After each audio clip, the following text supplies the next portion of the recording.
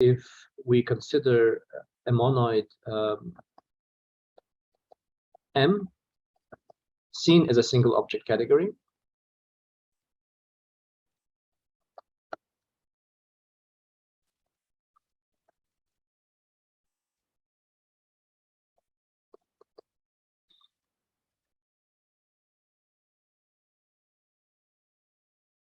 And then we consider a functor from this category to the category of sets.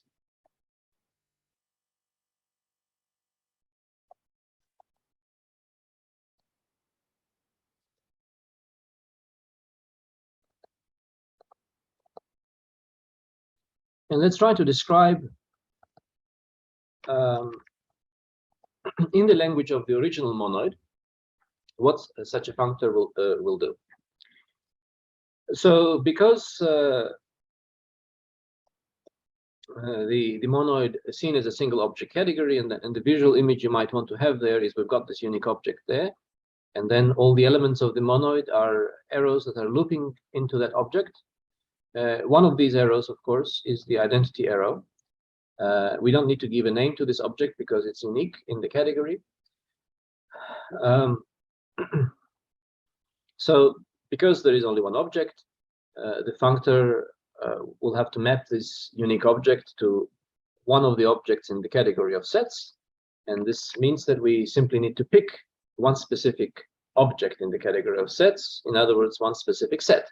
So it amounts to a set X.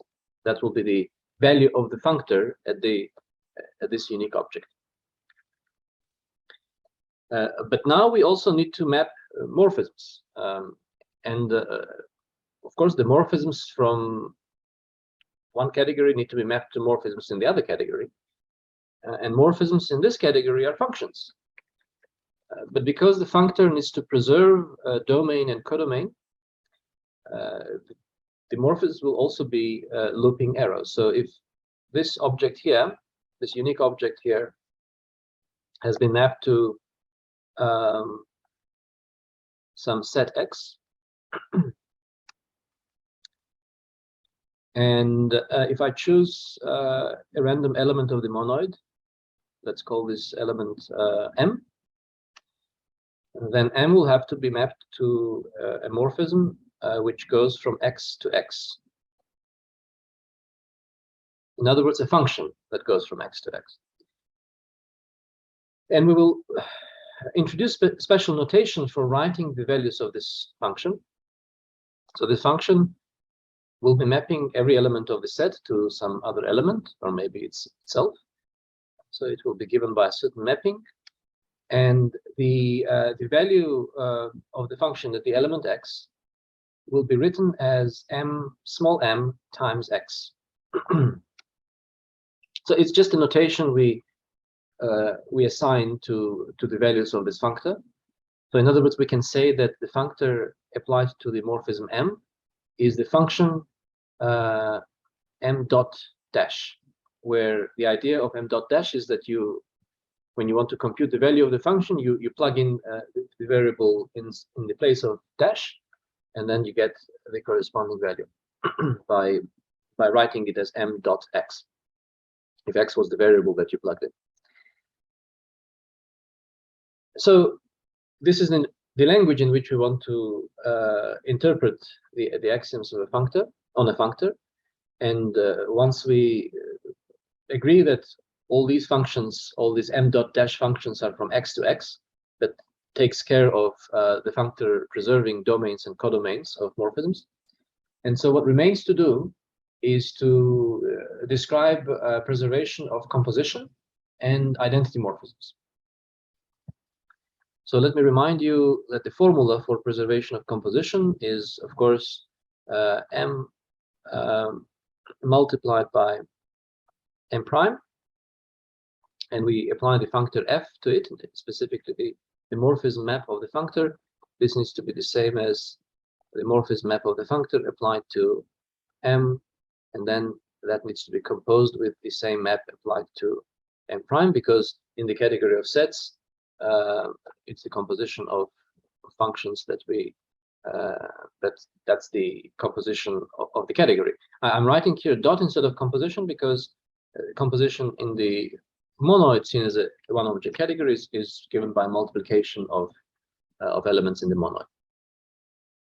So this is a rule that needs to be that needs to hold, and we now want to translate this rule in terms of this special notation we introduced here. And then the rule will be given by, so the step in this translation is first to apply both left and right hand side to a variable x, and then to translate this expression into the notation we just introduced. So this will be this element m dot m prime dot x, right? So that will be the value of the left-hand side function at a variable x, and whereas the value of the right-hand side function at variable x is given by the following. So if I compose these functions and then evaluate at x, that of course is the same as first, I mean, evaluating these functions successively to x, right? So it's given this way. This is just by usual composition of functions. And so what is f1 m prime of x? Well, that one is m prime dot x. That's how we agreed to represent this value, right? And then by same agreement now used for m, we get this is m dot m prime dot x. If you have a question or a comment, please unmute your microphone and ask. Otherwise, please do not unmute your microphone. Okay, so this formula here, which gives us preservation of composition by the functor, can now be translated by writing that this thing over here equals that thing. So the new formula in this new language we get is m dot m prime. It's a kind of associativity rule, right? But we have to be careful here because the two dots represent two different things. One is multiplication of the monoid, and the other is multiplication of elements of the monoid and elements of the set. Elements of the monoid rather with elements of the set, right? So that's one rule coming out from preservation of composition. And the other rule, preservation of identity morphisms. f1 of 1 needs to equal the identity function of f0 of this unique dot, but that's x. So writing this again in terms of variables, we get that in terms of variable x, we get that 1 times x, that will be the evaluation of this function at x, must equal the same value as this function evaluated at x, which is of course just x because that's the identity function. So then the second rule can now be written this way. Maybe I'll use a different color for the newly for the translated rules. There we go. And so in our description of a functor in the language of the monoid, we say that we were given a set x, and then this idea that we multiply elements of the set with elements of the monoid. This is actually the idea of action of a monoid on a set. We can say that m acts on x, it rather amounts to an action of m on x. And what that means is that we have multiplication defined for every small m and every small x, right? So we can write this as a map from the Cartesian product of m and x to x. So such a function is given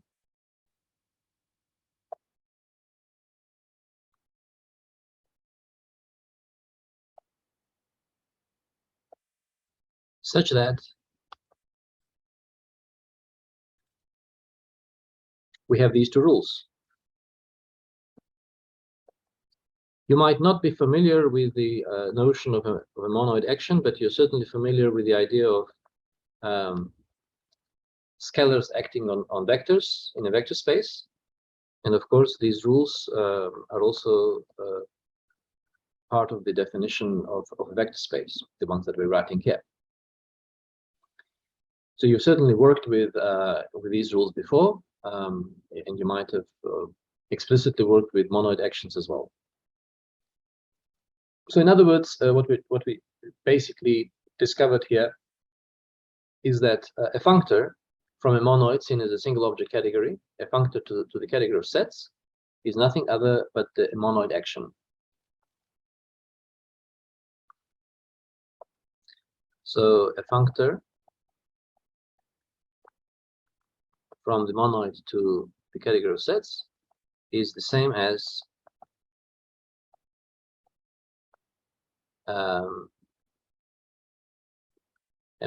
is the same as an M action, or rather an action of M on a set X. Any questions thus far? A quick question from me. The M dot X, and we're saying it's the action is from the Cartesian product of M and X to the set X. Mm-hmm. Are we saying, are you looking at M as C1 of the monoid? Is yes.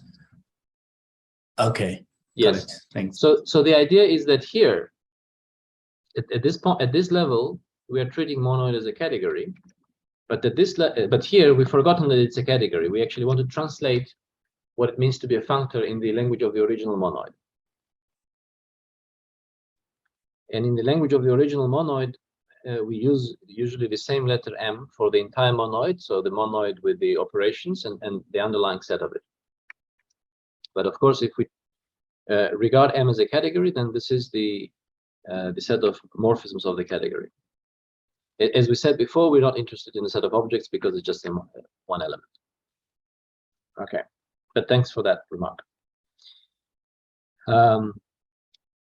Now, as we know, well, at least in linear algebra, we have this notion of a linear map. And linear map is something that preserves scalar multiplication. And of course, we also have a notion of a morphism of actions.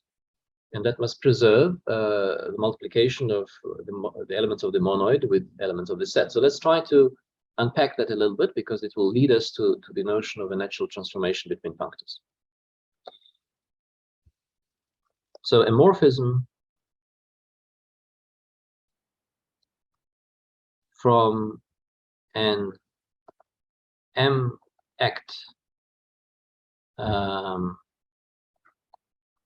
X dot. So this will be the notation for action of M on a set X. So X is the set on which M acts, and dot is the action. So a morphism from an M act X dot to an M act. So we are keeping M fixed, okay? To an M act Y dot. I'm using the same dot, but I don't mean that it's the same operation, okay?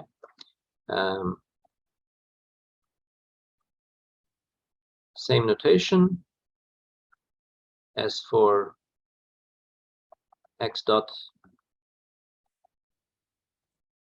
but does not mean the same operation. And of course, it can't be the same operation, especially if the sets X and Y are different from each other. This convention of using dot in various different situations, but the same dot is kind of common in mathematics. We already applied this convention right here, I think. Yes, we did, because we used the same dot to represent multiplication of the monoid. as well as multiplication of elements of the monoid with elements of the set, in other words, the action. If you don't like that, if you want to separate everything in notation, the notation will become longer.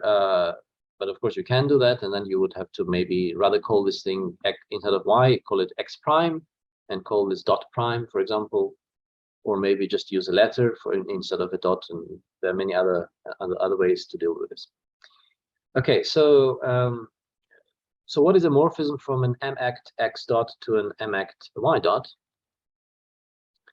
It is a function.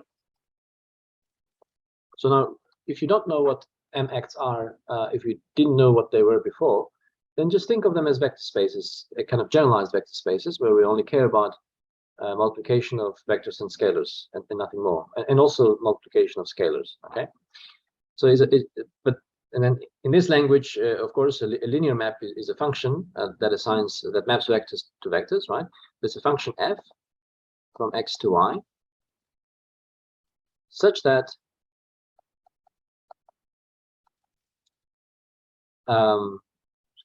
if you evaluate your function, or rather, if you multiply your vector with a scalar, so if you multiply your element of the monoid with element of the set, and then you transport this by the function, it must equal to m times f of x. So we, of course, seen this quite a lot of times. You probably worked with this equality quite a lot of times as well in various different contexts. So it's something very, very common. Nothing unnatural here. It is not difficult to see that we actually will get a category of m-acts. But we're not going to go into the category of m-acts now. What we want to do instead is to translate back. So remember, we started with a functor from a single object category. We translated that functor in the language of the monoid, and that's how we got this idea of action. We formulated the definition of a morphism of actions, and now we want to take this definition of morphism of actions and translate it back and see it as something happening between functors. Which functors? The ones that represent this m-act and that m-act. So let's make some drawings to understand how this can be translated back in the language of functors. So the monoid m was fixed. It was always the same monoid. So we can picture again this a chosen dot with some arrows looping into it, which represent the elements of the monoid. And we have two m-acts, in other words, two sets, x and y. And now at this stage, I might want to introduce a letter for this unique object here. Let's call this unique object C. And then we will call the identity map 1C. And so then my x is what? It's f0 applied to C. And my y is f0 applied to, sorry, not f0, but g0. Okay, what is g? G is the functor for the second action. So let f be the functor corresponding, so the functor from M to the category of sets corresponding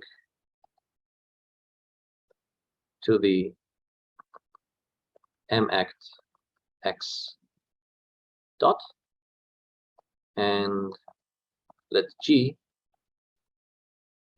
be the same thing for the m-act y dot.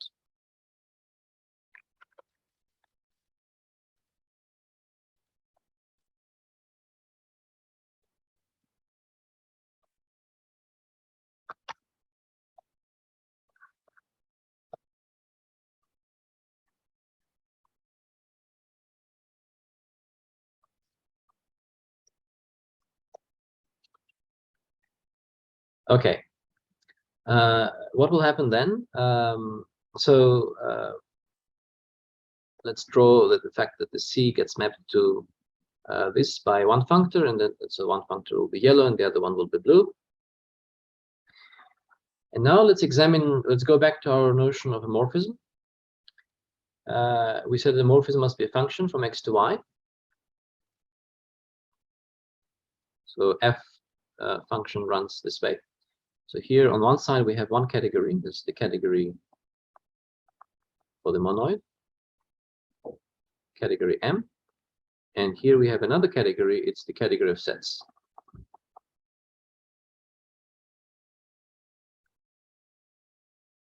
And then we have this requirement. So structurally, a morphism is just a single function. And then we have this requirement that this must hold, this equality must hold. So let's try to draw this equality. So I'm going to draw the m dot function as an arrow. So it's an arrow from x to f0 of c, which is the same x, of course. And so the c gets mapped to that value there. And so that arrow is the arrow of mapping x. So it's the function that maps x to m dot x. Okay. So we have a chosen arrow m here, and then the corresponding function, which will be then f1 of m, of course.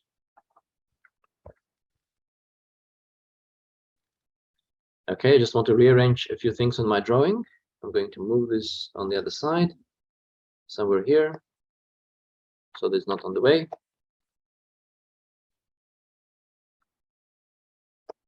And then I'm going to continue after that. So let me do a bit more rearrangement there. Okay, so now I want to repeat the same on the other side. I want to now draw. So remember this one lives inside mx x, but this multiplication lives inside the set y. So this action is happening at y, right?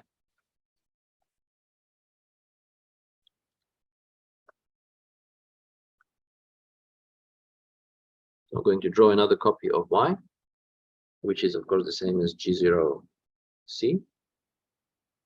So let's just remark that this was x and that one was y.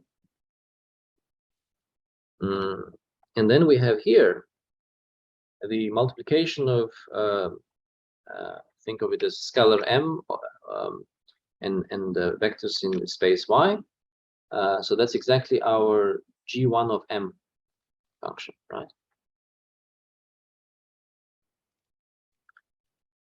And now in this picture, I can draw in once again the f.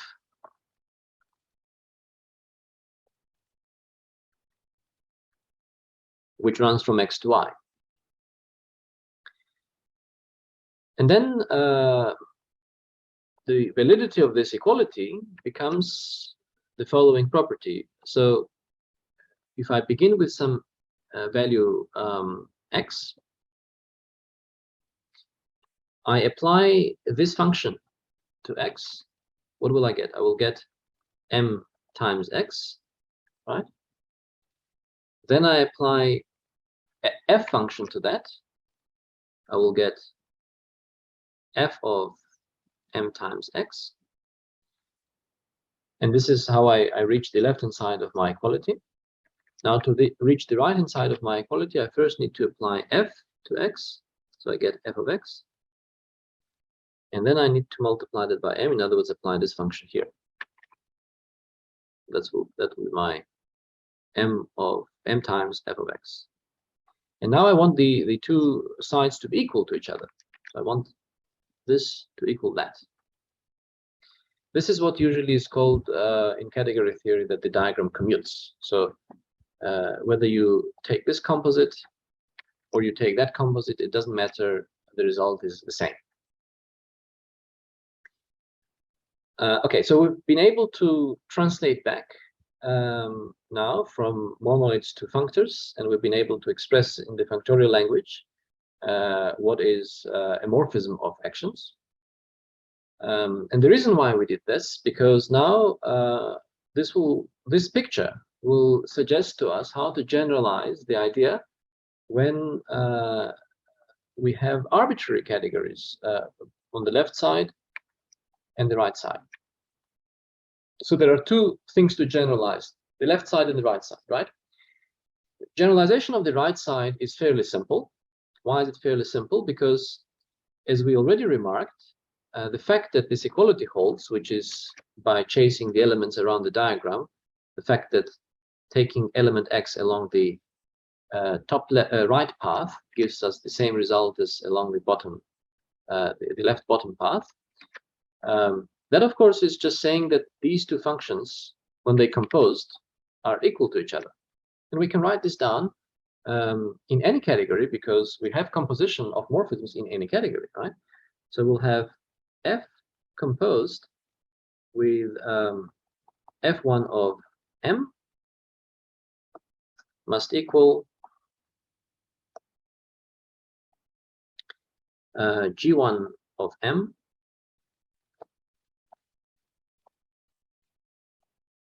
composed with f. So that's how we generalize the right-hand side. Now, instead of the category of sets, we could have had any category, and we could have defined a kind of action of m not on a set, but on an object of that category to be a functor from m to that category. And in fact, this notion is significant. So one gets other kinds of actions when you're not acting just on a set, but you're, for example, the vector space itself is an action of a monoid on an abelian group.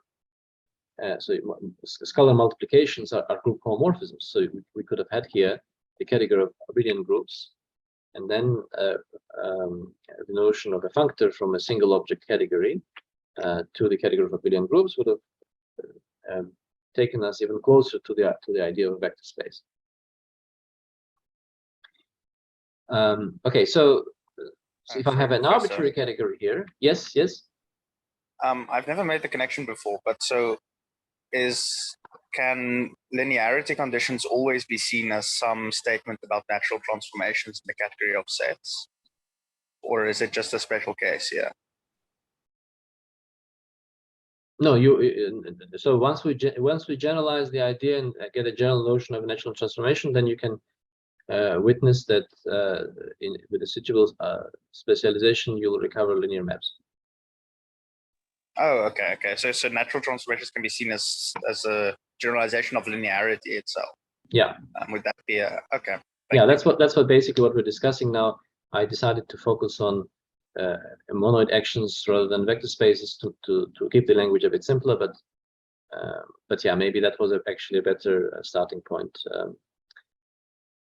But we will definitely mention that example. Thanks, John.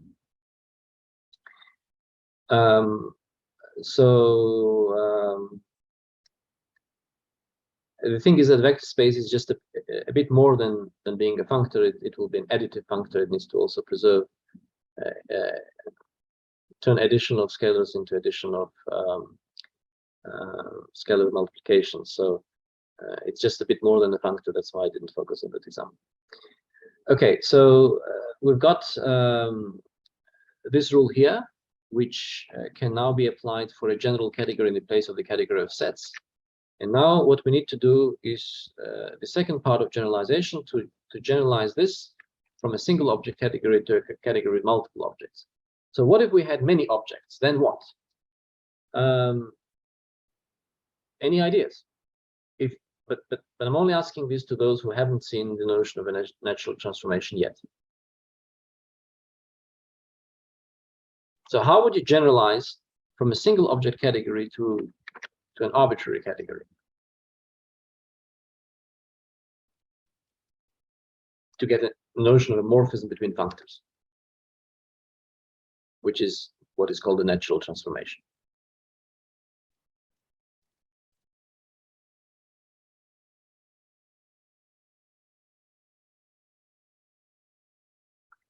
So specifically, what if I had another object D here? Then what should I have done with D? I know already what to do with C. It's all displayed in the picture. What if I had another object D?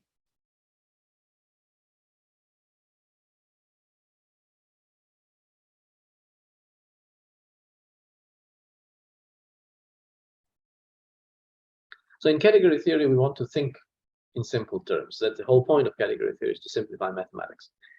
So every great idea in category theory is supposed to be simple. If it's not simple, it means that the idea hasn't been understood yet. So think simply. Don't try to think in a complicated way. We did something to C because it was the only object, and this is what we did to it. What if I had another object D as well? What should I have done with that other object?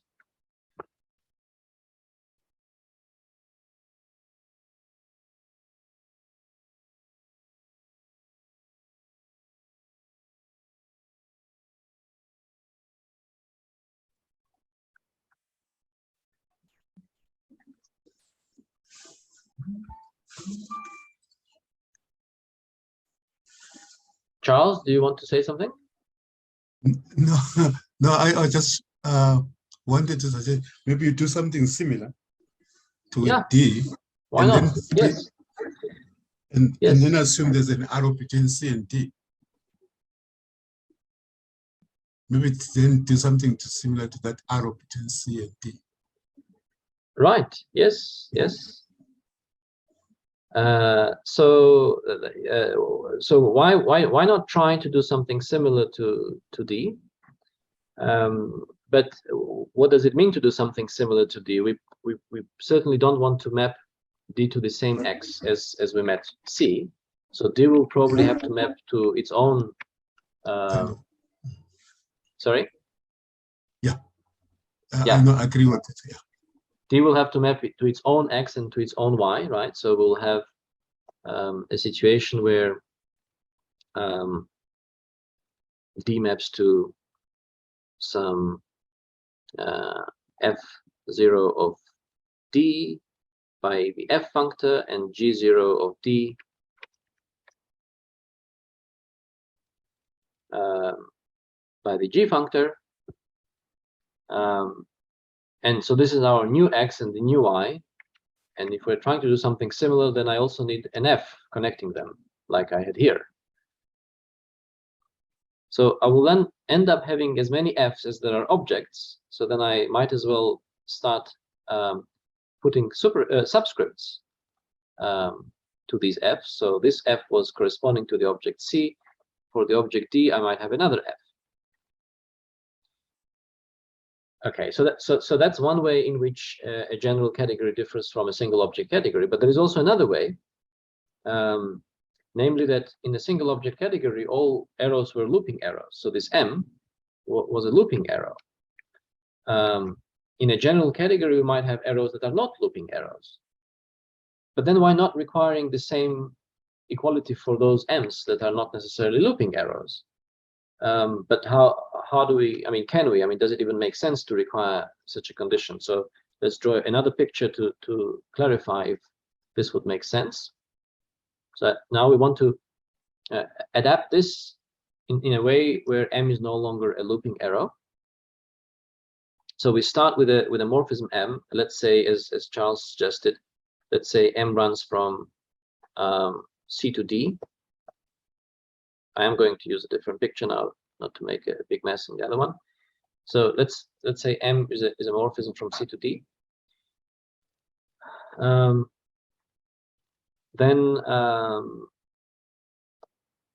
fact, I actually want to draw this morphism this way.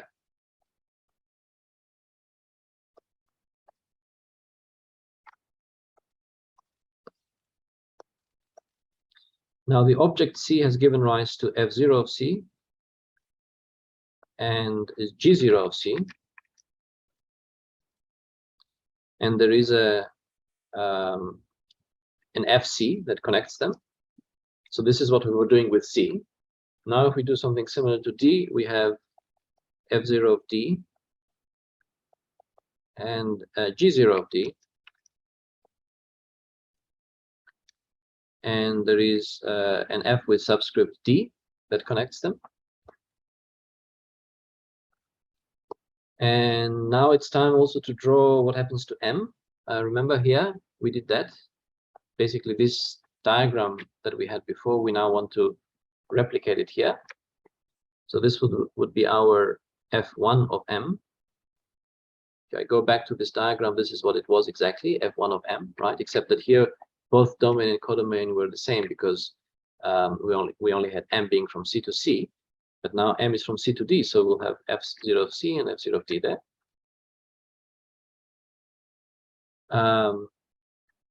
And here we'll have G1 of M.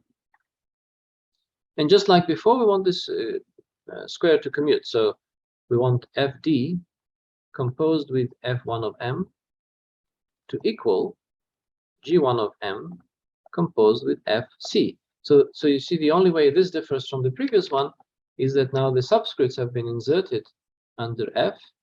However, the subscripts are different because of the fact that M might be a morphism between two different objects. So then the drawing we have here is exactly what's going to define natural transformation between functors. So now we are ready to formulate the general definition. Let F and G be two functors from a category. Now, the notation with which I'm going to define this notion will be such that it matches with our previous notation, so that it will be easier to see how it links up with our previous drawings. But this is not the standard notation one uses to define functors. Especially, usually one writes N instead of F here. Of course, it doesn't really matter what notation we use, but I'm just making a warning to anyone who maybe is watching this video from the middle. So if let F and G be two functors from a category, and accordingly, I'm going to call this category C because its objects have been represented by C and D. And this one I'm going to call the category X because we've been writing these objects as X and Y. From a category C to a category D, sorry, not D, X.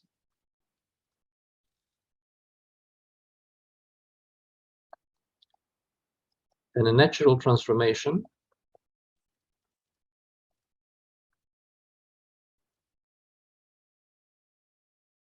this is the new term we're defining, from F to G is a family. So I want to, as a structure, it's, what does it do? It specifies an FC for every C, right? So these FCs together form a family. Is a family where the index, the subscript here, C, runs across all objects of the category C.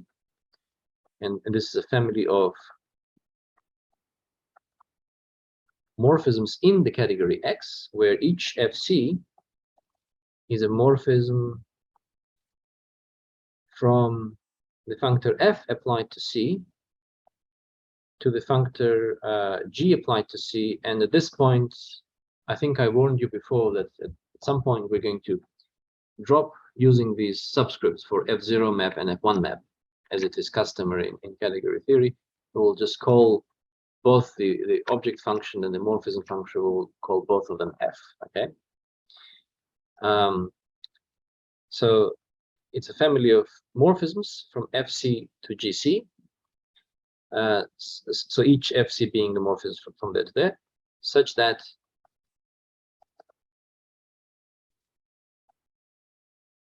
for every, so now we want to introduce this M, such that for every morphism M from C to D in the category C, the following diagram commutes.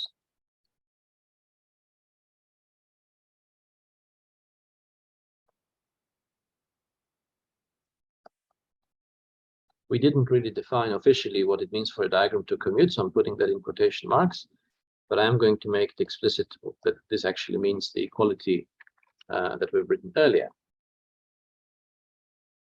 In fact, why not, instead of copying these diagrams, let's just give it a name. Let's call this diagram 1, and let's call this equation 2. So then we can say that the diagram 1 commutes. In other words, the equation 2 holds.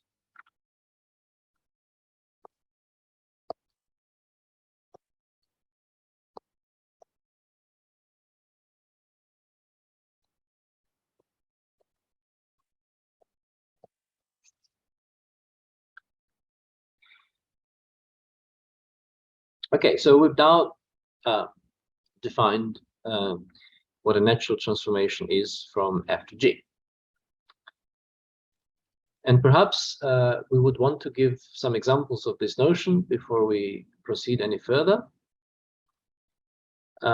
We have motivated this notion from an example itself, from the notion of a morphism of MX.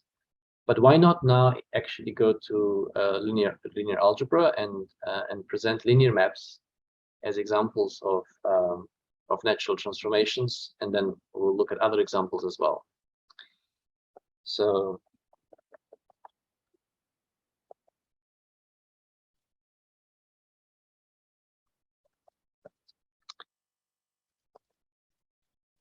a vector space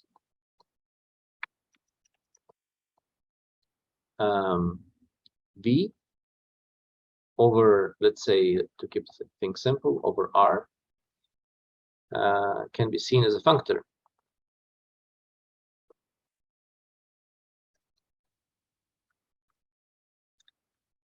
from, so I'm going to call this functor V, okay, from R to the category of abelian groups, where this is the single object category for the monoid R dot 1. So we take the multiplicative structure of this monoid and of the field of real numbers, and we know how then that we can view this as a single object category. So morphisms in this category are real numbers, and composition of morphisms is multiplication of real numbers. And then by the intuition we already developed earlier, such a functor amounts to action of R on an abelian group, and that's our scalar multiplication action. And so every vector space can be seen as a functor. Then a natural transformation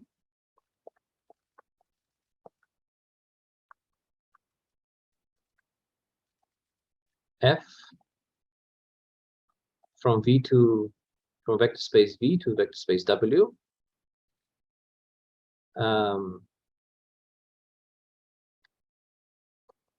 is the same as a linear map from V to W. Why is it the same as a linear map? Because because this is only one object category, so a natural transformation will be just the same as it was in the case of M action. So it will be just a function from the abelian group of vectors in V to the abelian group of vectors in W, right? But then that function needs to be a morphism in AB. So it needs to preserve addition, right? Because it's a morphism in AB, and morphisms in the category of abelian groups are morphisms that preserve the group structure. So let me just remark here that this is the category of abelian groups. So objects in this category are abelian groups, and morphisms are group homomorphisms.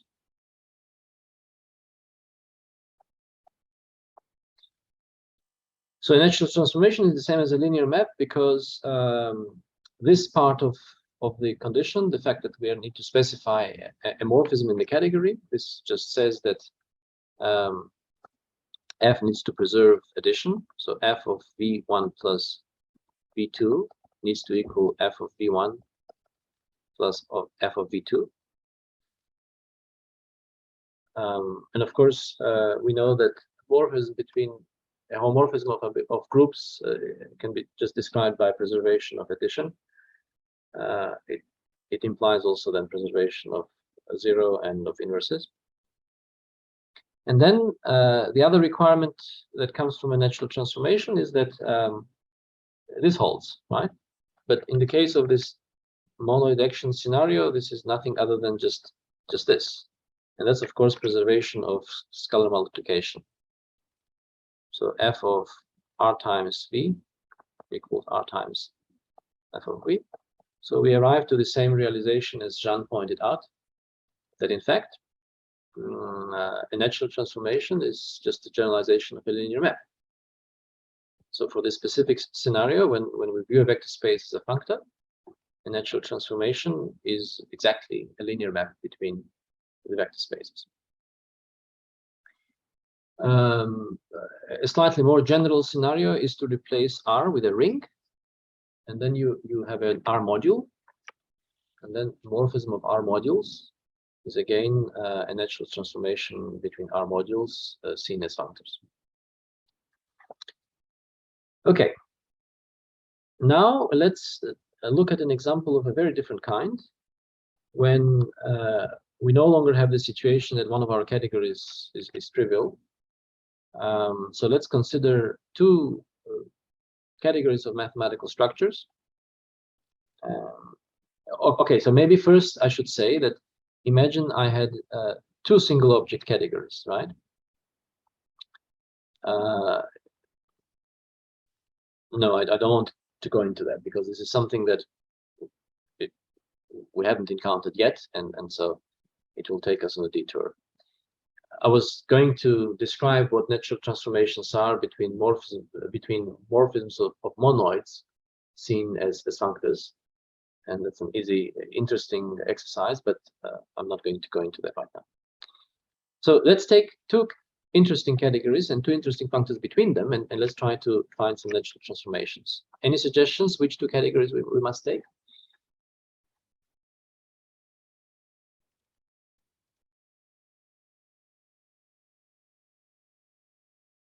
So philosophically, a category is a world of mathematical structures of a given type, and a functor is a way to move from one world to another. And now if we have two ways of moving from one world to another, we want to compare them, and that's the idea of a natural transformation. It compares transitioning from one category to another in two different ways. We can take the category of topological spaces and the category of M-acts that you mentioned earlier.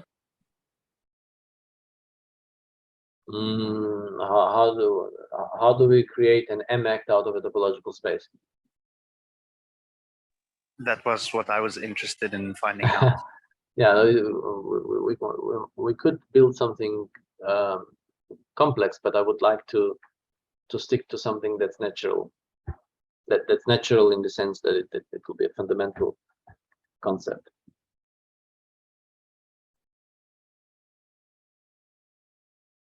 And then topological spaces and sets, I mean, is probably the most straightforward.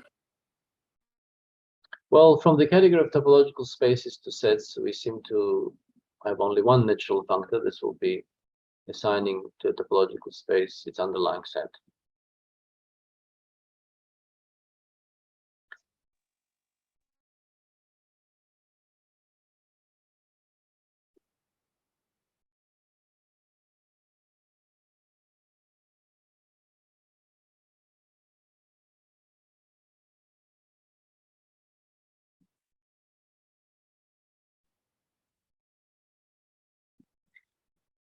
So how about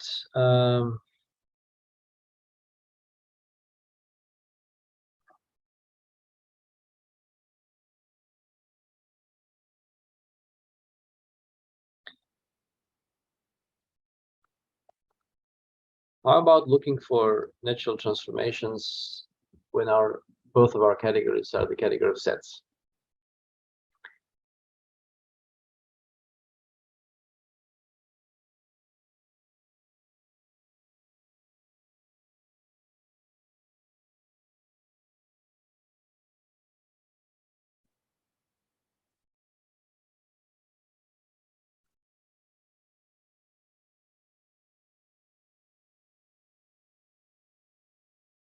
Any suggestions for a functor from the category of sets to itself? The identity functor. Okay. Any suggestions for another functor?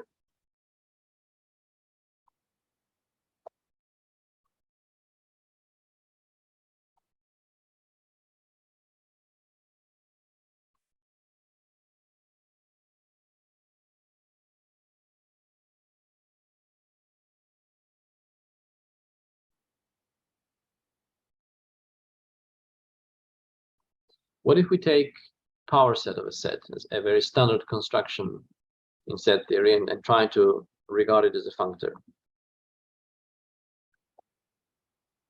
So let's first try to describe power set as a functor. For x, object x, for a set x, we assign to it the power set of x. And if I have two sets x and y, and the function f, I could consider this the value of p at f to be the direct image map, right? Evaluated at a subset of x, we get what is usually denoted by f of s. So it's the set of all possible f of s's, where s comes from s. It's a very natural thing we often use in mathematics, right? When I have a function f from one set to another, very often we consider applying this function to a subset of the set. And so, in fact, that is a functor. And the reason that it's a functor is because it preserves composition. So we can see that it preserves composition by drawing this diagram. So our subset S, an element of the power set, would go here by this function. It would go to f of s, and here it would go to g of f of s. And it shouldn't be difficult to see that will be the same as going there directly by g composed with f of s. So if I map elements of s by f and then by g, I will get the same set as mapping elements of s directly by the composite of g and f. Moreover, if I had identity map here, so let's draw that as well.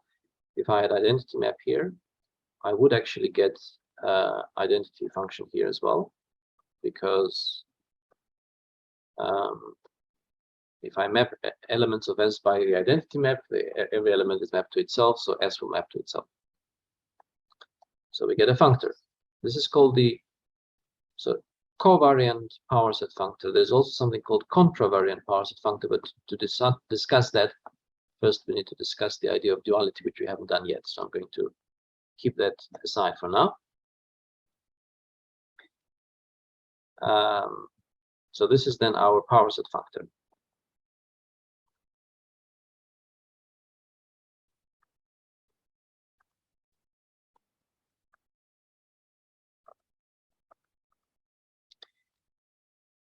Now, the whole point of a natural transformation is that you take a set X, okay? I'm not going to explain it in this context. You apply to one functor.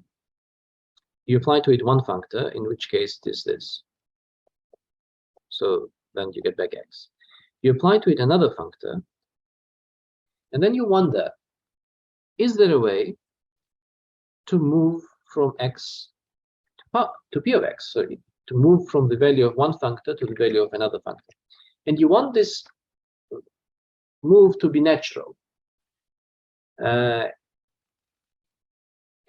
natural means that, I mean, intuitively, natural means that if you've now swapped from x to y, you've moved from x to y,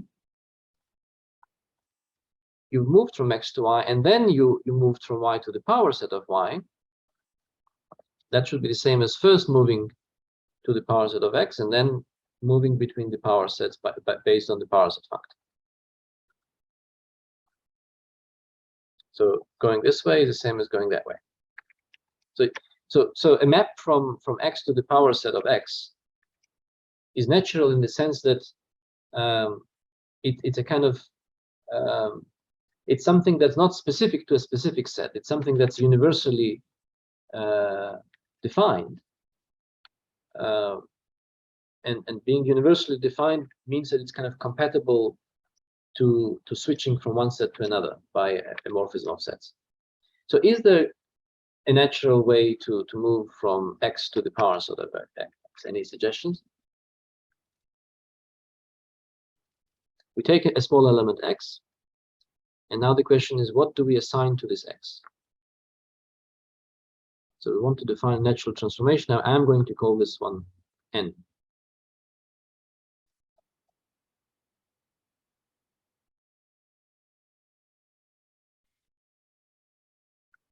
Any ideas?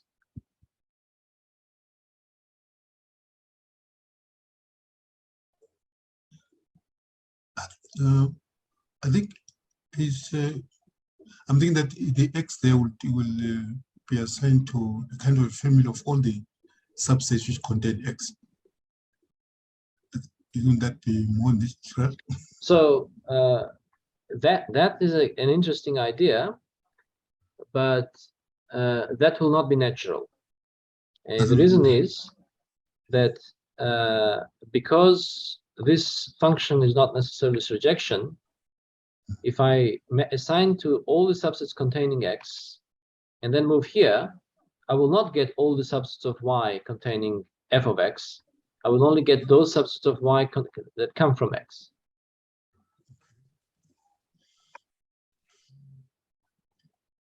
Because there might be more subsets in y that contain my f of x, which will feature when I try to. So if I consider f of x here, and then I go there, I might have more subsets of y that contain this f of x than the ones that would have been transported by this function. But if I'm not mistaken, what you're suggesting would be natural if we considered the other power set functor that I said that we will consider another time, the contravariant power set functor. Then for that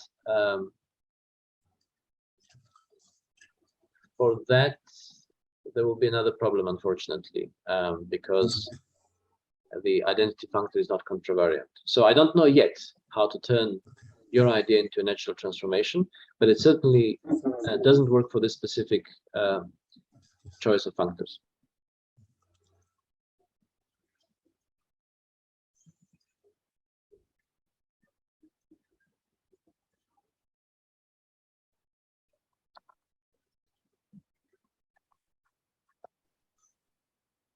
So just to maybe let me actually demonstrate. What if we try to send it to the subset which contains only x, the singleton, which contains the one element x? Let's do that and let's see what happens. So let's map x to the singleton x. Then, if I map x along this way, which is the identity functor applied to f, but that's just f. This will be f of y. And I map it here down this way, I will get f of x. Yeah, sir, thank you. Sorry. It will be f of x. And if I map it down here, I will get the singleton consisting of f of x. On the other hand, of course, f of the singleton x is the singleton f of x. So it actually works. So thank you very much, Charles. So this gets mapped there, and this actually equals that one. So the naturality requirement is fulfilled. Okay, So we found one natural transformation.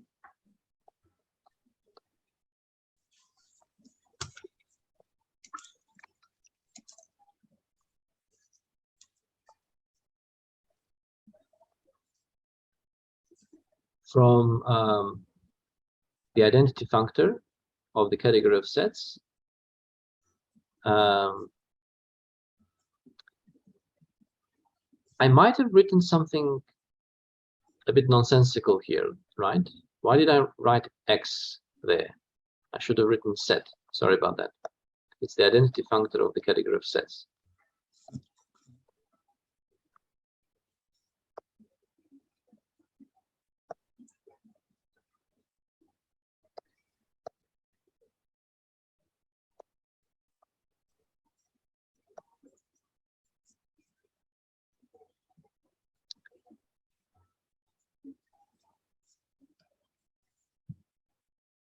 So from identity functor to the power set functor, and it's given by the following family.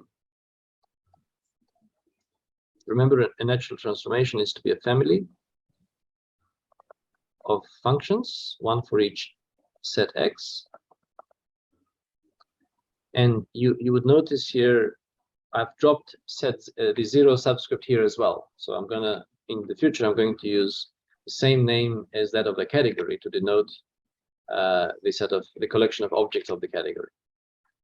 Sorry, just what? So can you check something? Sorry, can you check yes, something? yes. The bottom right corner, where you've got f of singleton, isn't it supposed to be pf of singleton? Yes, it's supposed to be that. But remember, we said here that pf of S we defined as f of that set. Oh, okay, okay. Oh. So this is the same as pf Same as of singleton. Yeah, thank you.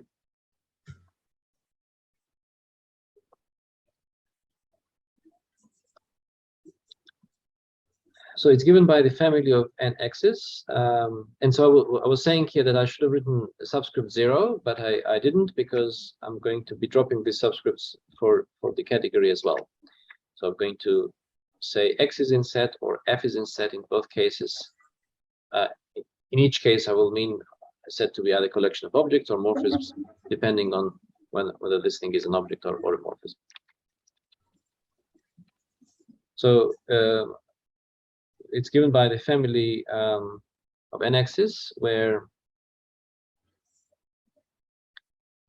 nx of a set of an element x is equal to the singleton of x.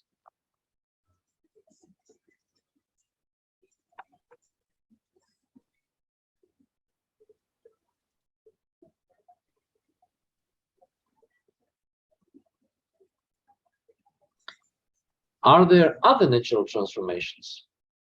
Can we find another one? Is there another natural way to move from x to the power set of x?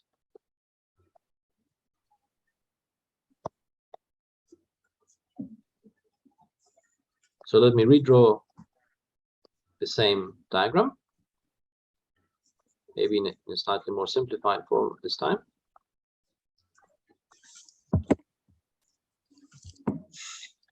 So this is now my P of f function, using this notation of applying f to a subset.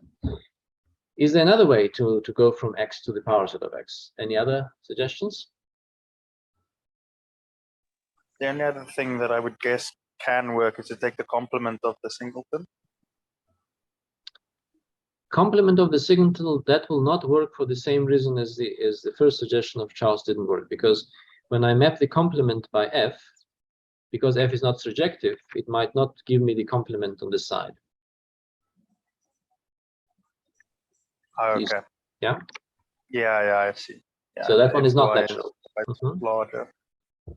But it's interesting, of course, that some ideas work and some don't. So it also gives us a bit of a taste of what naturality imposes.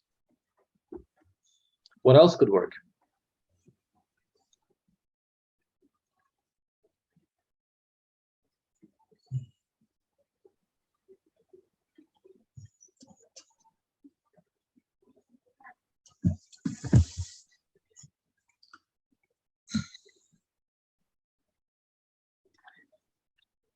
Now, I haven't thought about this before.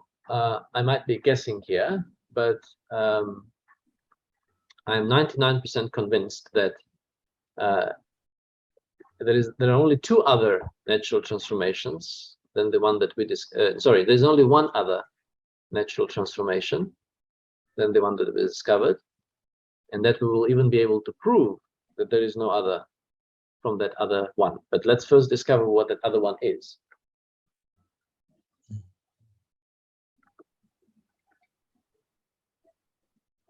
Will it be the empty morphism that just maps it to the empty set?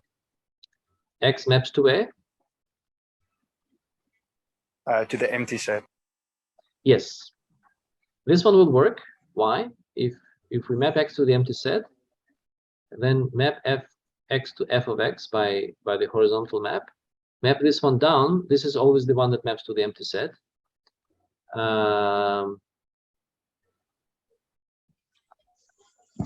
We will get empty set here, and of course, empty set maps to empty set because f of empty set, of course, is empty set. So this one also works. So we found another transformation.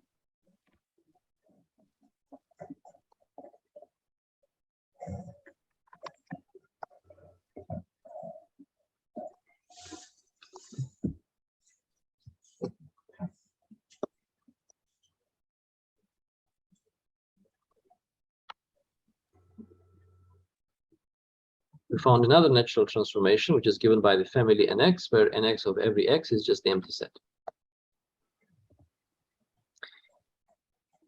And while sometimes in mathematics, getting positive results gives you a good understanding of a concept, other times proving some negative results may give you even better understanding. So let's try to prove that there are no other natural transformations from the identity functor to the power set than the ones that we named. And I must be honest to you, I haven't prepared for this proof. So we'll have to discover it together. So we formulate in a humble way. It is a conjecture for now.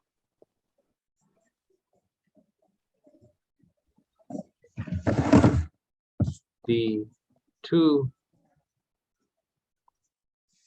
natural transformations above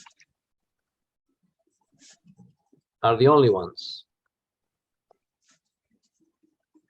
from the identity functor of the category of sets to the power set functor. Okay, so let's do a bit of research now.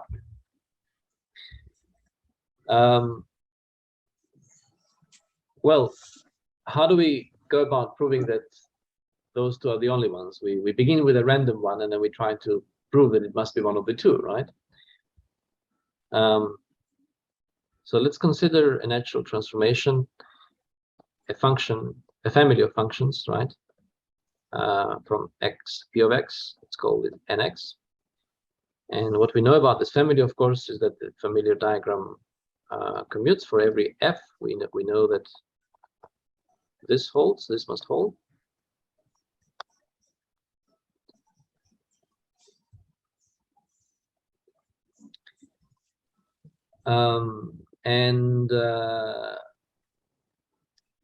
Where do we go next? Any suggestions?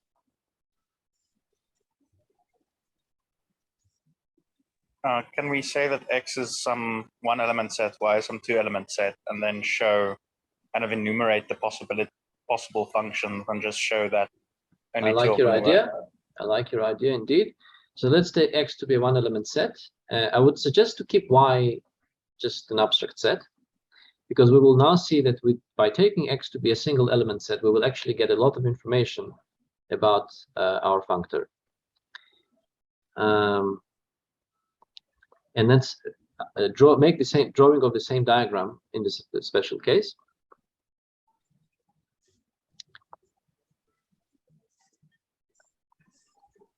We can even write what the power set of a single element set is, right?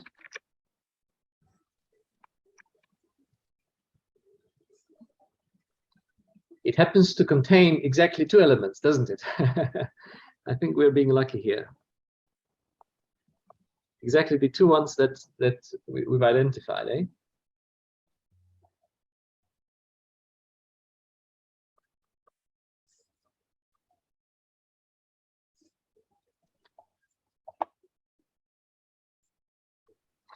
Now this star, there are only 2 options where the star will be mapped by the NX function, right? Either the empty set or the singleton, yeah? And we know both options work. But look what we get. We have 2 cases basically, huh? So case 1, let's actually draw these 2 cases separately. I think maybe many of you already see the rest of the argument.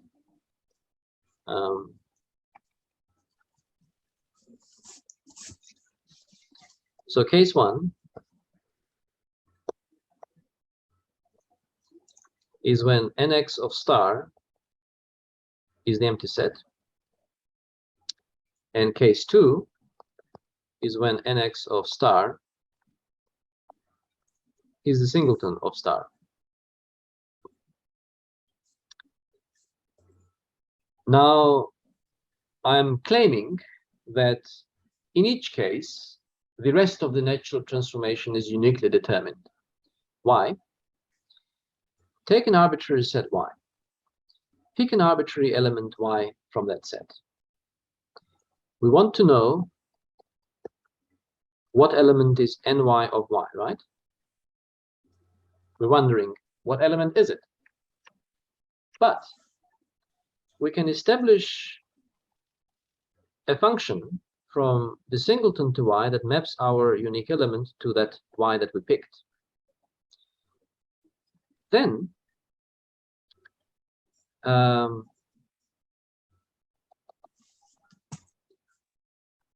by our assumption in the case, this will map to the empty set, and the P of that function f we defined up there will of course map empty set to the empty set as well. But remember that this diagram needs to commute. So this then must map by ny to wherever the mapping was at the left bottom path, right? So we are forced, so this forces, so the conclusion here is that ny of Y always must equal empty set. And this is the natural transformation we already know is a natural transformation. Huh? And the argument in case 2 is exactly the same. So this we could pick a map which maps star to a given element Y in a set Y, and that element Y by the ny function must map to wherever star would map down and then to the right. Down, in this case, it maps to the singleton, and the singleton, of course, maps to this f. If this is the f function, it's the f of singleton, which is singleton of Y. So then n of Y is forced to be equal to singleton of Y. So what we proved is that if we have a natural transformation from identity functor to the power set functor, then it must be given either by this family or by the family where Y is mapped to the singleton Y. And that proves the conjecture then. So we have a theorem.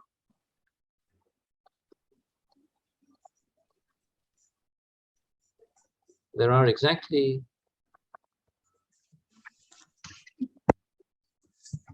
2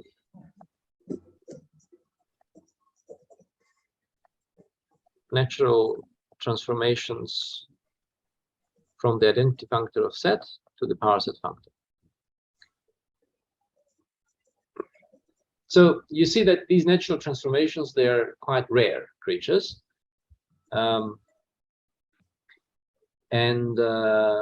I guess there is an obvious question coming up now if one is one found this process exciting, what we just did. What about the other way around, right? What about natural transformations from the power set functor to the identity functor? Are there any? Shall we try to look at that?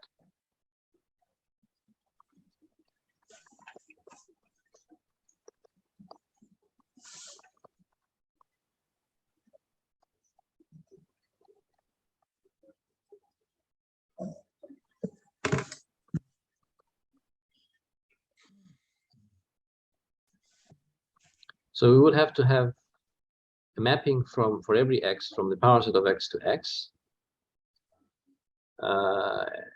such that if I have any function f from x to y, that this diagram commutes.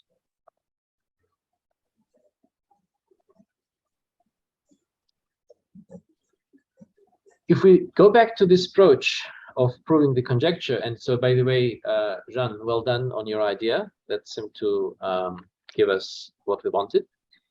If we go back to this idea, the idea was kind of to almost like get a control over the natural transformation by picking one specific object. And you see by the fact that there were sufficiently many arrows from that specific object to any other set, right? We somehow obtained control over arbitrary function ny. It was controlled by what happens, what this function does at that specific object. And so maybe we can apply a similar idea of trying to control what happens with an arbitrary function like that.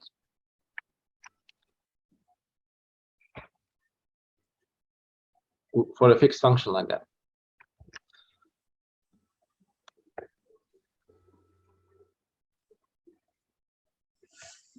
Can we find one specific x which can give us the answer for the entire transformation, just like before? Would the empty set work here, since we get the power set to be the one element set? Okay, so well done once again, Jean. The empty set destroys any possibility of having such a transformation, doesn't it? Because if we take the empty set, the power set of the empty set is of course non-empty,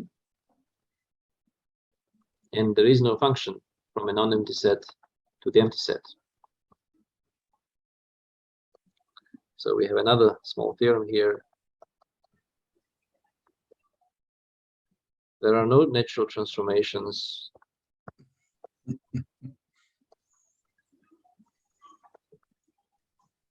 from the power set to the identity functor.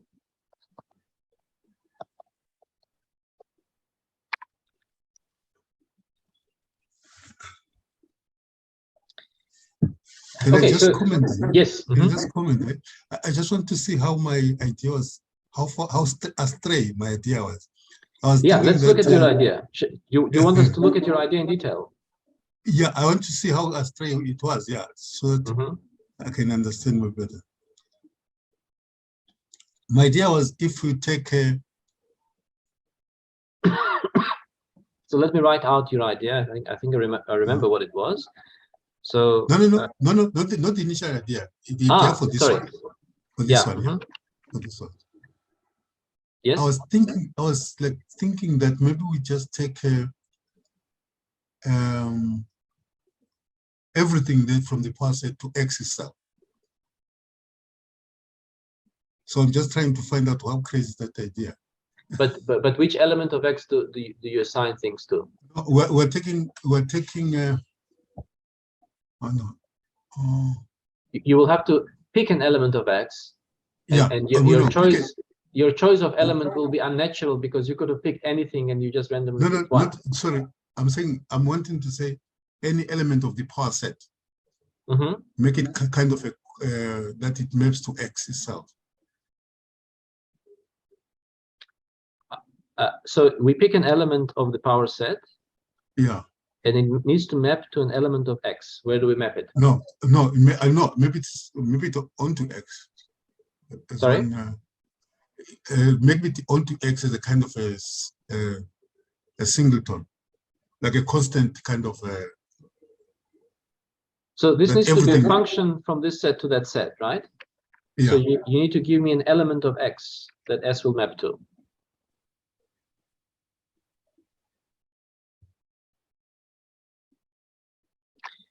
No, I was thinking that all the things shine Px are subsets of what? Of X.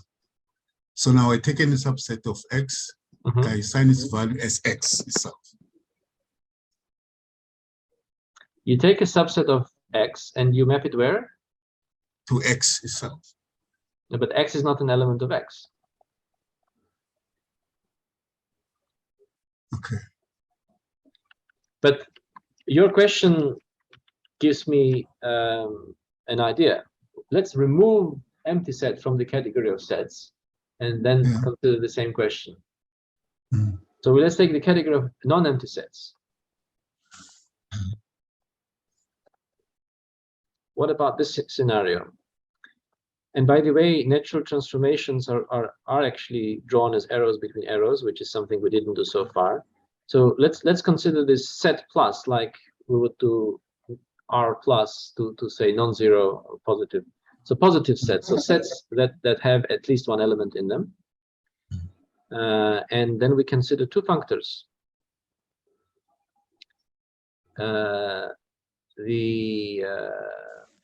Okay, so at this point I realized that we made a little mistake.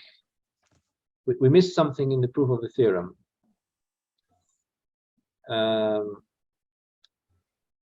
Here we only have control because the empty set has no function into it. We only have control over those ny's where the domain is non-empty. We forgot to consider the case when y is empty. But when y is empty, the power set of y, when y is empty, there will be only unique function, right? Because from empty set, there is always a unique function. So there is no problem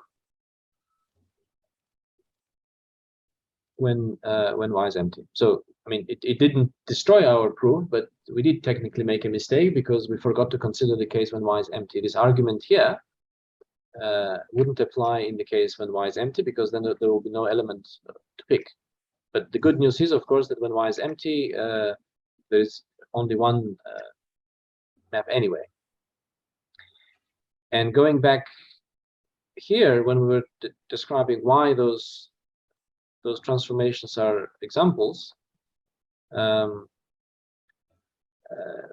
our argument was such that the empty case doesn't destroy anything. So because when this corner here is the empty set, then the diagram automatically commutes because from empty set there's only one function to any other set, and none of the other corners can be the empty set because then there's no function.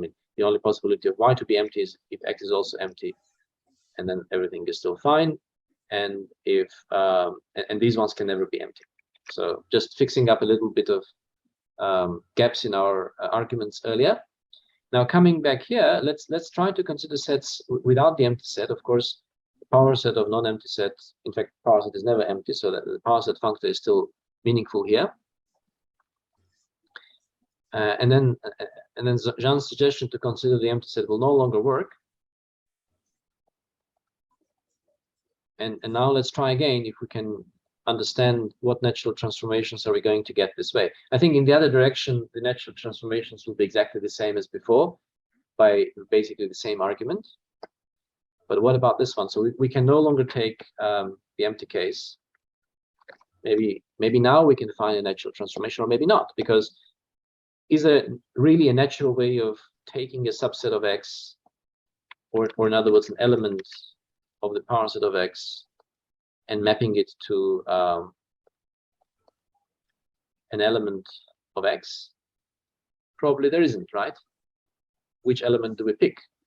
So my guess is that there shouldn't be a natural transformation, but once again, maybe we can find now a specific X which will demonstrate to us that natural transformation in this direction does not exist.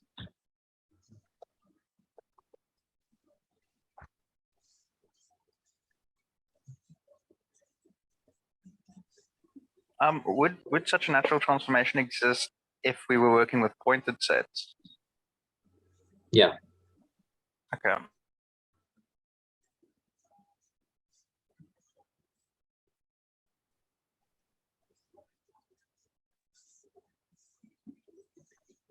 So what if we take a singleton here? Then the parcel of the singleton will consist of two elements, empty set and the singleton. And if this is our x, okay, let me just call it n subscript singleton.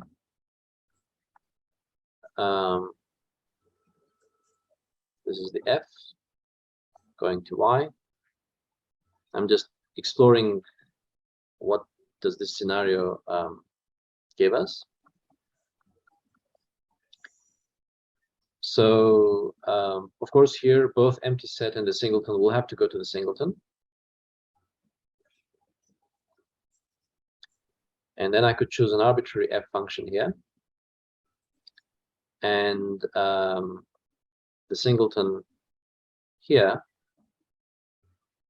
where it will go will depend on how f is chosen, right? So f could have been chosen in such a way that f of singleton is some y1. Then this would have to be mapped to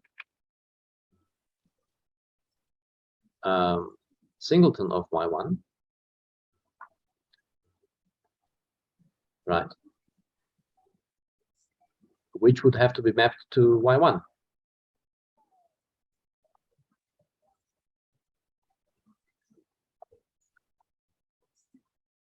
So it seems like the ny function will have to map every singleton to that element, that unique element. But what about the empty set? Well, the empty set coming from here maps to the empty set. And by this choice of f, the empty set would also have to map to y1. Because everything here maps to the singleton. And singleton would have to map to, the unique element there would have to map to y1.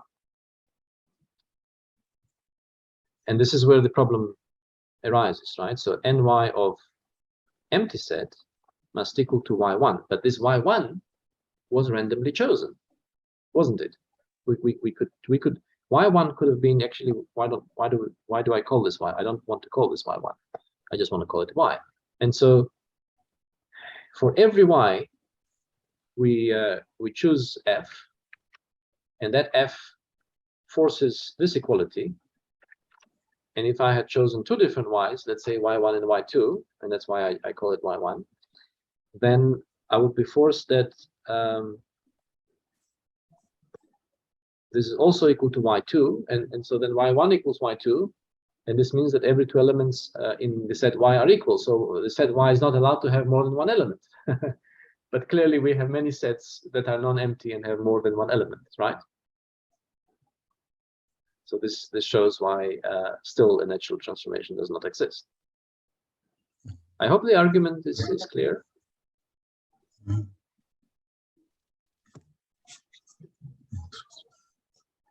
Charles, did you want to say something? No, just. Was the argument clear? Yeah, it looks clear to me. Mm-hmm.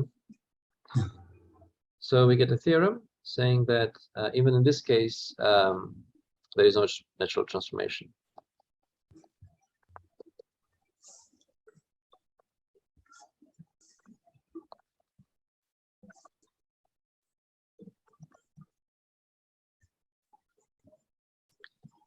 And I hope this example demonstrates the idea that a natural transformation should be a natural way of mapping from there to there. And if you think about it, there is no natural way of considering a subset of x and assigning to it some element of x.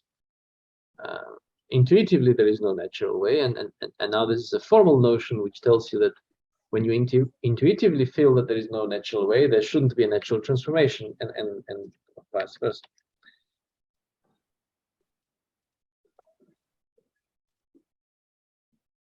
So I hope that these computations will inspire you to investigate between two given functors when you have natural transformations and when you don't have. I do want to consider one more example before we conclude this lecture.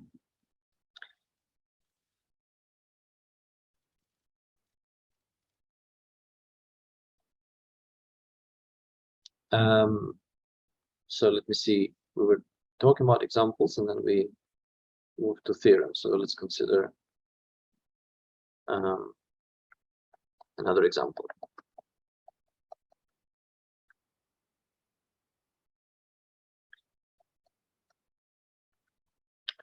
So let's go back to the category of vector spaces over real numbers.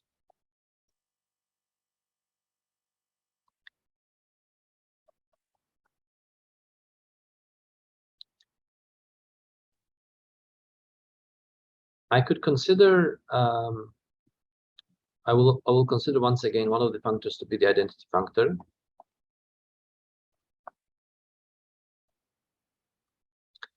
Now the other functor will do the following. So let me call this functor f. F of v is the vector space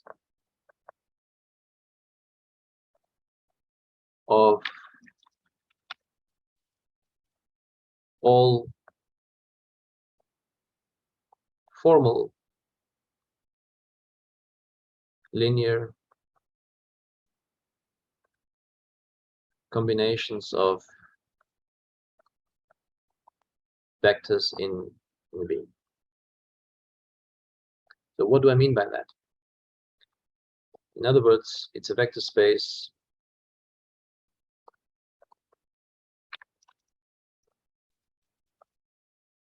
whose basis is V itself.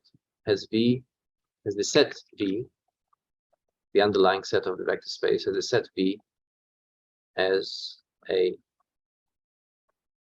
basis.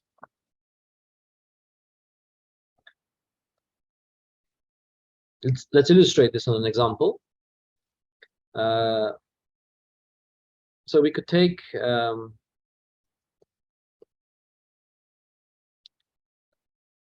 this way, we could take the vector space R, and now we could take the vector space whose basis vectors are the real numbers.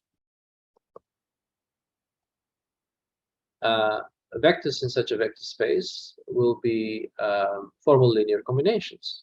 So it will be R1 times S1 plus all the way up to Rn times Sn, where R1, Rn, and S1, Sn are all real numbers, but I don't want to multiply and add them. I want to think of them as formally. So I'm going to do something to S's. I'm going to turn them into vectors. I mean, they are vectors because they're real numbers, but we've forgotten that these real numbers were vectors. Now we think that the real numbers form a vector space. We think of every real number as just an element of an abstract set R. Okay.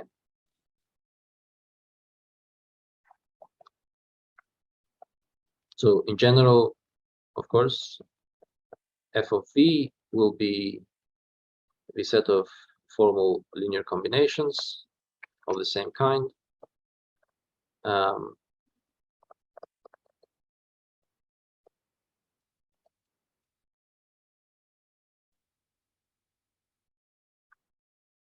I'm being a bit imprecise about what I mean by a formal linear combination. I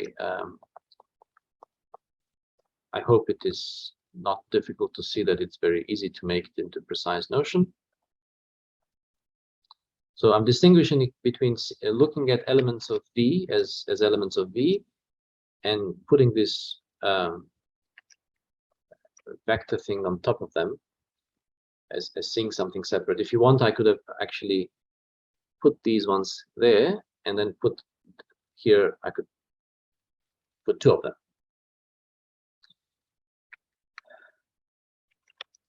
So for example, in this vector space,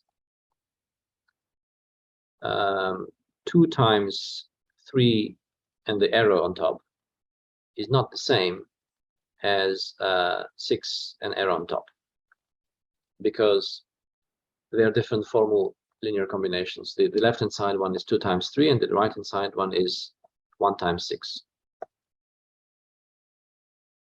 So thinking of them as almost like polynomials, right? They are different.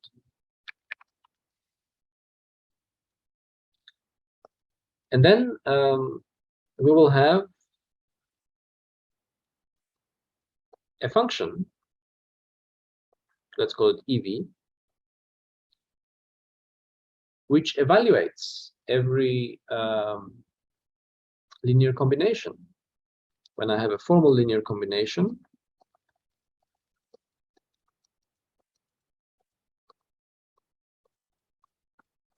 I can remove those arrows on top, and then I'll just get an ordinary linear combination in V, and then I can compute what it's equal to.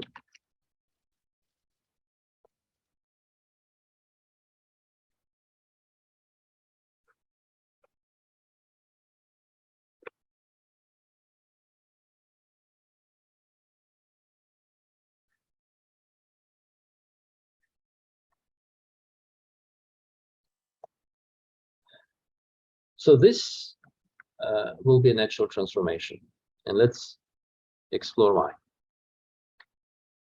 So let's consider 2 vector spaces, V and W, and we've got a linear map between them, F.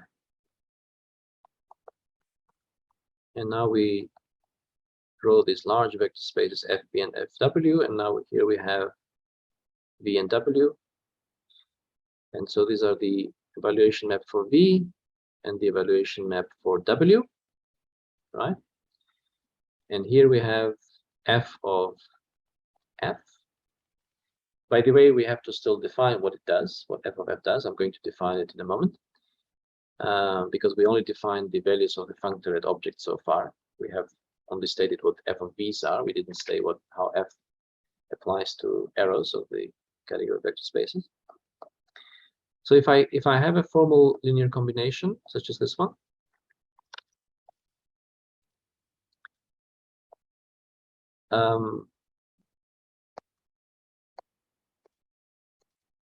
I need to, by applying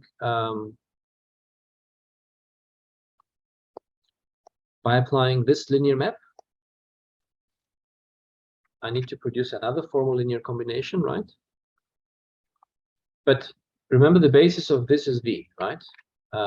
So if I map the basis vectors, that gives me a unique linear map. And so I'll just have to map these basis vectors, and I will map them exactly the way that F maps them. So it will map to the formal linear combination R1 of F1 of V, and then put arrow on top of it.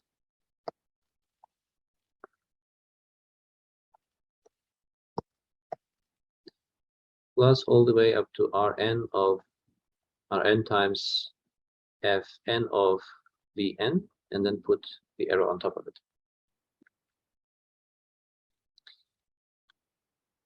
Okay, now I kind of skipped the steps showing that this capital F is actually a functor, that it, that this thing is actually linear map, and then that capital F preserves composition and so on. It's not difficult to check these details.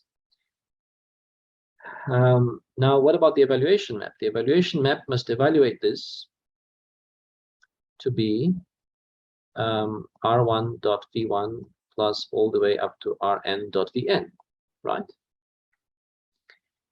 What about the other evaluation map? Well, the other evaluation map must do the same thing. It must remove those arrows. So it will be R1.F1 of V1 plus all the way to Rn.Fn of Vn.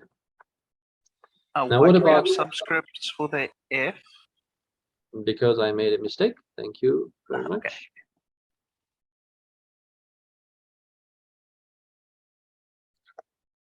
And then the F map, it will map this to F applied to that, right? So it will map this to F applied to that vector in D.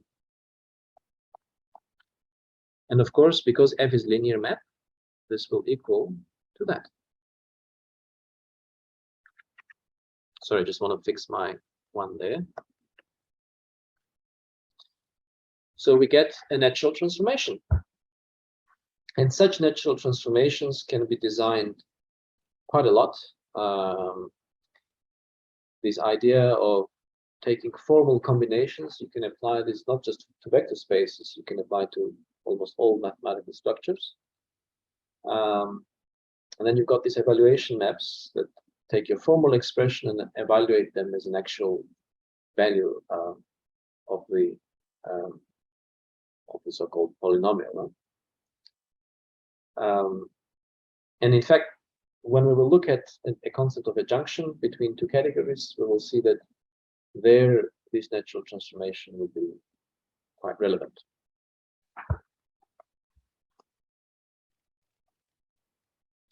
So coming back to the intuition of a natural transformation being something natural, we could claim here intuitively that evaluating a formal expression as an actual vector is a natural process, and hence we expected it to be a natural transformation, which it is.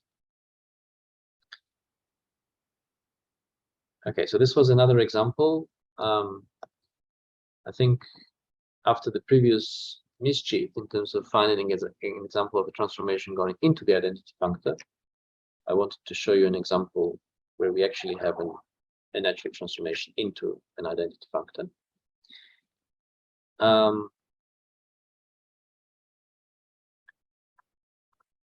So if I were to give you a satisfactory kind of representative list of natural transformations, then probably the entire course would have to just consist of going through each example separately.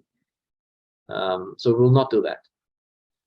We will leave the examples here, and then wherever we need the examples in the future, we will refer to them. There is one further thing I wanted to mention, though, namely that we can compose natural transformations, and we actually get another category out of natural transformations where objects will be functors. So let's have a kind of synopsis of that idea now, and then we will take it up further in the next lecture.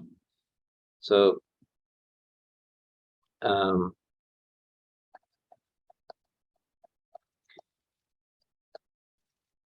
natural transformations can be composed. So let's say we have, as we did before, two categories, C and X, and three functors, F, G, and H. And let's say we have two natural transformations, N and M. Recall that a natural transformation is a family of maps.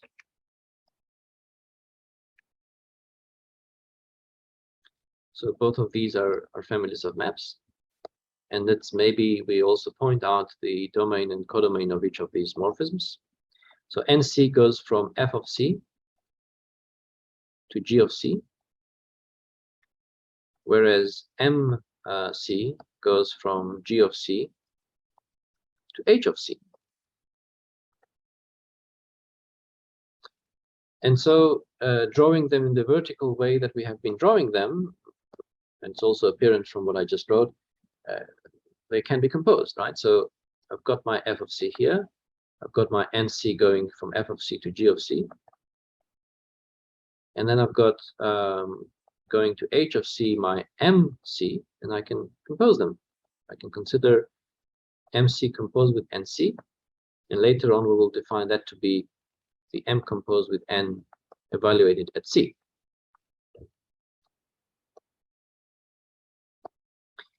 Now, how do I know that this composite family will still be natural?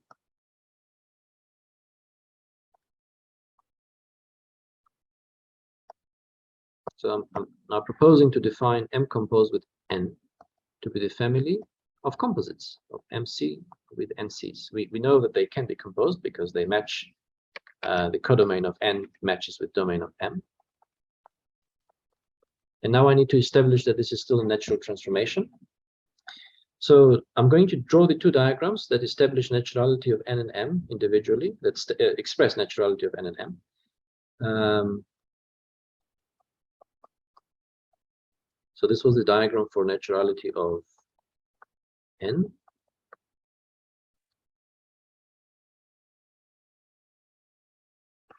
This should be G of F.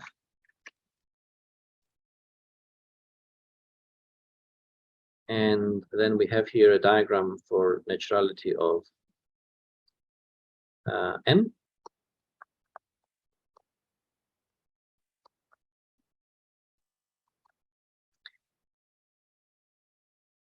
And the idea is that if this commutes, and if this commutes, then the outer rectangle will also commute. And I'm going to, if you don't believe the geometric argument I just gave, I'm going to write the same thing out in an algebraic way.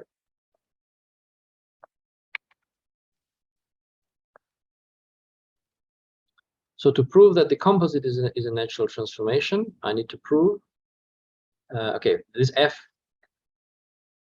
where does F come from? F comes from an arrow from C to D, right? So I need to prove that M composed with N, C, so this map here, this map, composed with that map, composed with H of F,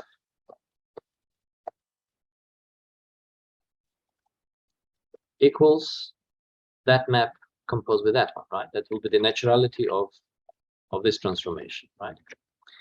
So, but let's now compute what this thing equal to. So this equals H of F composed with, I can break this down into the two transformations, composed with MC composed with NC. And by associativity of composition, that is the same as HF composed with MC and then composed with NC. And so this is where I'm now focusing on this square. HF composed with MC, it is this composite, and by naturality of M, it's the same as this composite. So then we'll have MD composed with G of F. And now I'm going to switch my brackets again.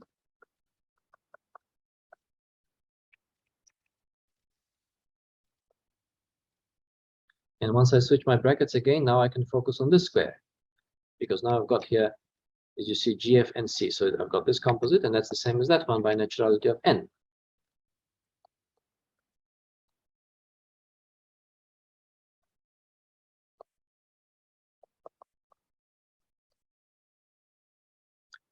And of course, now I switch my brackets one more time.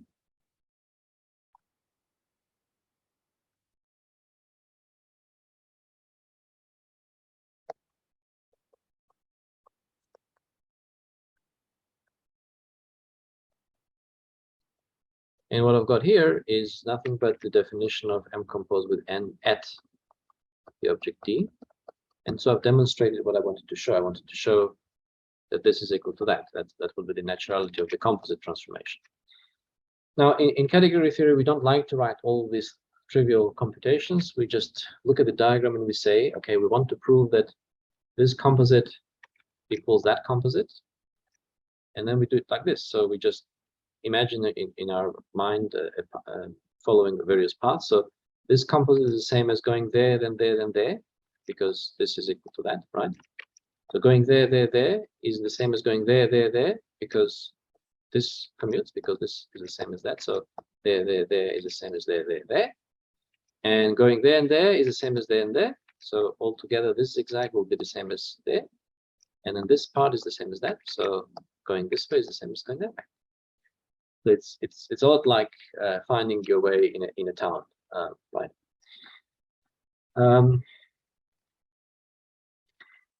So we've just shown that that the composite of natural transformations is still a natural transformation, And it's not difficult to observe that composition of natural transformations would be associative, because you see composition reduces to composition of morphisms inside the category, and of course this composition here will be associative because we are working in a category. And as a result, we then get the category of functors, where objects are functors and morphisms are natural transformations. So this gives a category. This category will be denoted by x to the power c,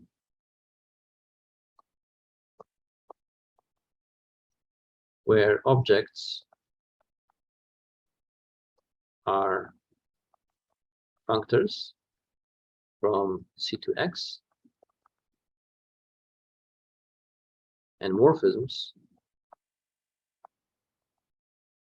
are natural transformations. So now you see functors before were themselves morphisms, right, between categories, but now in this category they became objects. Just like almost like the monoid seen as a single object category, where elements of the monoid became, sorry, when we switch from a single object category to a monoid, where the arrows become kind of elements of the monoid. This is of course a very useful construction, the exponentiation of categories. And the specific case where we will employ this will be the case where X is the category of sets. And it turns out that these categories are extremely useful and almost as nice and as well behaved as the category of sets is.